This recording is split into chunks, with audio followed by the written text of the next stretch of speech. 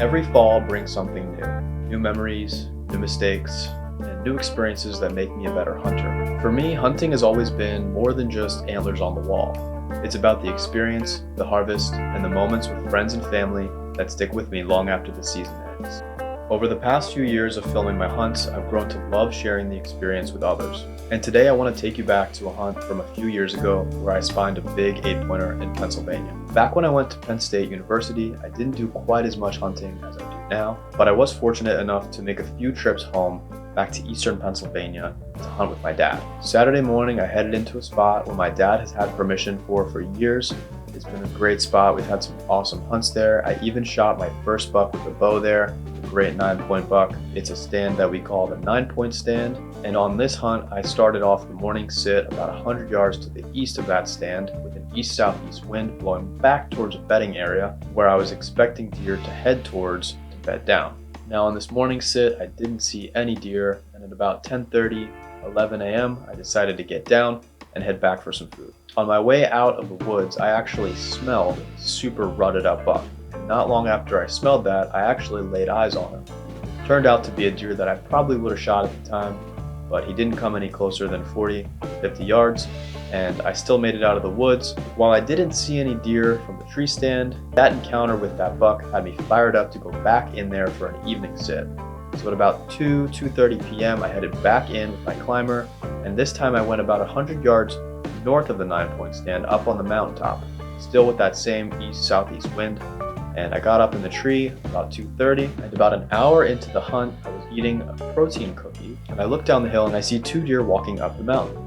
I quickly grabbed my grunt tube, I did a few long, deep grunts, and I waited. About 30-40 seconds later, a buck popped out, perfectly upwind of me, and started heading towards me. I immediately noticed that this deer was a bit younger, maybe a 1.5-year-old, maybe 2, and I decided I was not going to shoot that deer. And as he made his way towards me, I noticed another buck behind him, significantly larger, wide-racked, and a bigger body. I knew immediately I wanted to shoot this deer. As he started working his way towards me, he stopped at about 25-30 yards through a bunch of branches, and I had no shots.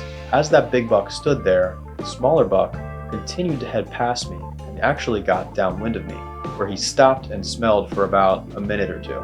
The small buck decided to continue downwind, did not make any noises, didn't blow, he didn't spook the other deer, but the big buck I think was a little bit confused because he had heard what he thought was another buck grunting, and he didn't see another buck.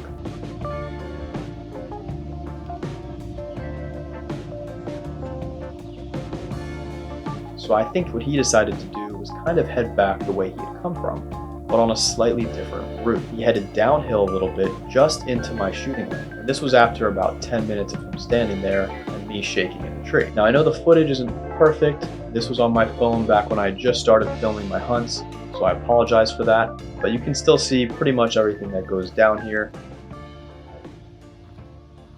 The deer starts walking straight into a shooting lane, right at 20 yards. I'm already at full draw. I stop him.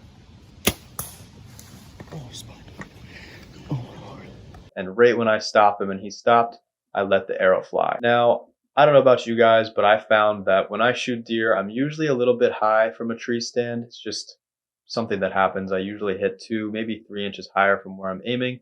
Typically, if I shoot from the ground and I'm hitting, bullseye, I've actually adjusted my sights now to hit like an inch or 2 low on the target because I'm always hitting high. But at this point, I guess I still had that issue a bit where I hit deer a little high. He maybe dropped a little bit here, but the shot was certainly a bit high, which is unfortunate because I got him in the spine. And you can see in the video and even hear me, I kind of freaked out. I was like, oh my God, I spined him. And I was honestly pretty disappointed with myself and upset at that time. And I did everything in my power to get another arrow in him immediately. So I knocked another arrow, shot him again, and I actually put another one in him after that, shot him 3 times, and I put him out of his misery as quickly as I possibly could. While I was upset with my shot placement, I was at least pretty happy to have got the deer and not wounded him. If I would have hit another inch or 2 high, or if I would have hit even an inch lower, maybe I wouldn't have got the deer. After finishing the deer off, I collected my thoughts, made a call to my dad, told him that I'd shot a nice buck. I actually thought that it was way bigger than what it was. Still a really, really nice 8-pointer, but I was pretty fired up to have got him. big body, mature deer, probably the biggest body deer I'd shot up to that point. Certainly the most mature looking deer that I had shot, so I was really happy about that. And I got down out of the tree, went over and laid my hands on him. Great deer. I was super happy to have got him. And yeah, the rest is history.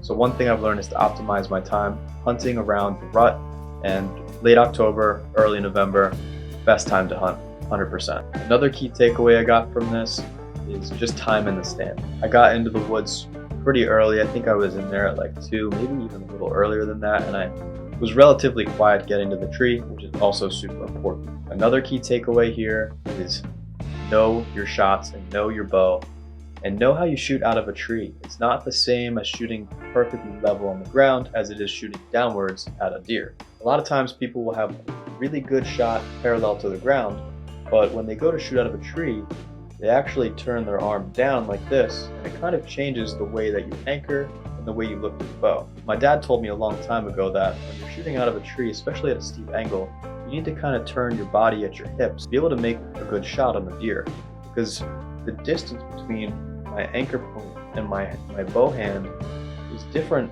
at this angle than it is at this angle. Another key takeaway here, and this will be my final point, is if you spine a deer, do everything in your power to get another arrow in that deer, because I've seen videos where freak things happen. The deer was just temporarily stunned, or it wasn't really spined, and they actually can get up and run away. I've only seen a few of these videos, but there are instances where that has happened, and you really don't want to make that animal suffer any more than it has to. So if you end up spining a deer, do everything in your power to quickly get more arrows in that deer until it's dead. And that just goes for any deer that you shoot. If you have another opportunity to get another arrow in it, you have to take that opportunity. So I hope you guys enjoyed this hunt breakdown. I really wanted to share a little bit more into what went into this hunt, and I hope you guys learned a little something along the way. Be sure to like and subscribe if you haven't, and as always, I'll see you guys on the next one.